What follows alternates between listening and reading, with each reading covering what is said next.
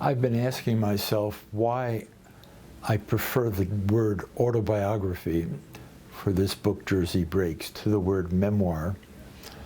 And I guess everybody hears those words differently. And I know that memoir is the retail category. As far as a bookstore or the publishers or reviewers are concerned, this book is a memoir. But the motivation for deciding to write this kind of prose book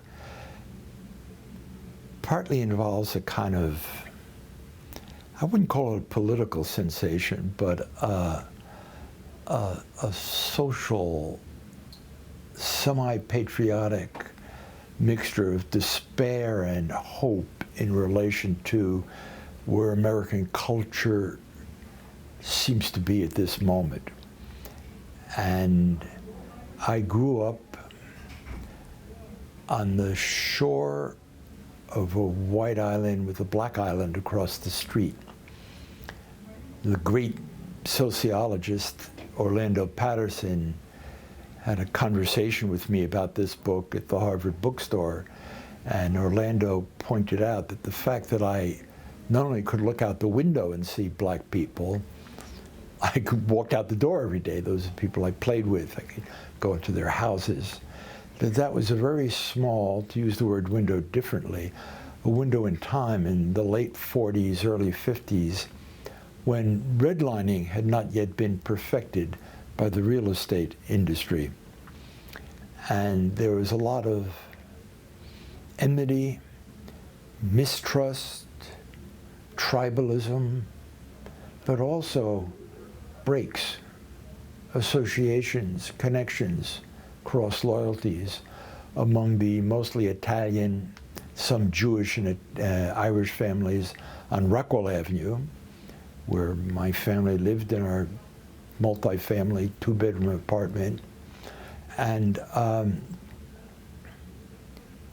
I was aware of all these same forces that are now dominant. And in that conversation with Orlando, I was glad to have confirmed my sense that though I don't have a penetrating analysis of ethnic groups, the great racial divide, the stresses and conflicts and uglinesses and accomplishments in American culture, that I had a right hunch that my life, if I could tell it with enough good jokes and enough interesting stories, my life might be a pertinent example in those matters. And I've come to believe that we're not going to be able to have political democracy without social democracy, whatever it means. And that social democracy is impossible unless we can continue creating, whatever we mean by it, a democratic culture. A culture that includes Emily Dickinson and Mel Brooks, Ray Charles and Mark Twain.